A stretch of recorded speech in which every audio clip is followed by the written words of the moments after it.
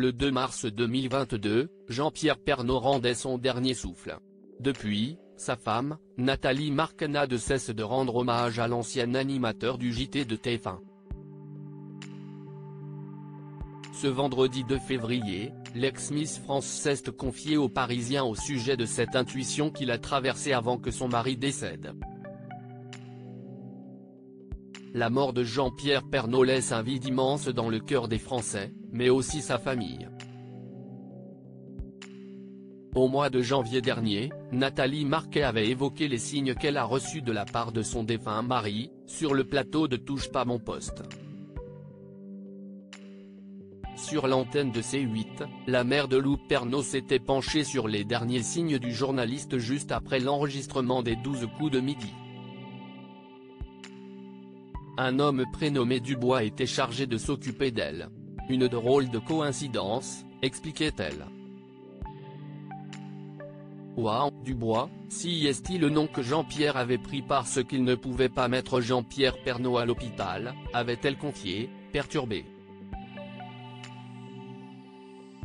Le 23 janvier dernier, Nathalie Marques s'est rendue sur la tombe de son défunt époux, pour se recueillir. Sur Instagram, elle avait pris le soin de dévoiler une vidéo dans laquelle les internautes ont vu une plume d'oiseau se poser sur la tombe du journaliste. Il m'envoie un magnifique message.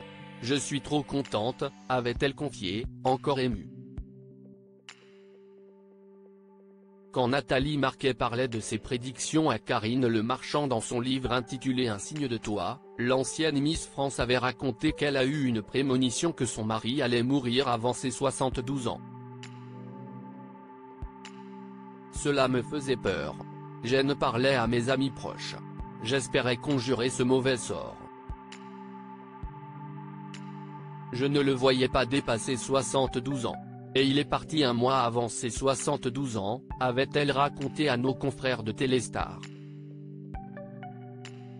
Ce songe, la jeune femme en avait parlé à ses amis proches, dont Karine Le Marchand, qui a toujours été une oreille attentive pour elle.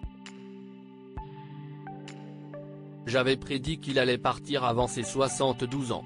Bien sûr, je ne lui en ai jamais parlé, c'est impossible à dire. Mais je l'avais évoqué avec des proches, comme Karine Le Marchand avec qui nous nous retrouvions en vacances, a-t-elle raconté, ce vendredi 2 février, dans les colonnes du Parisien. Depuis la mort de son mari, Nathalie Marques reste persuadée que son époux lui parle à elle et ses enfants de manière détournée. Plus tard, Tom, notre fils, se met devant sa photo dans le salon et il dit « Papa, fais-moi un signe ». Il le répète plusieurs fois et, d'un coup, les deux télés de la maison se sont arrêtées sur l'image, a-t-elle confié aux Parisiens. Et d'ajouter, chez ma fille, la télé s'est allumée en pleine nuit, et elle a entendu un personnage dire « Je suis fier de toi ma fille ». Ces signes sont arrivés très vite aussi, car nous étions fusionnels. Une omniprésence qui fait du bien.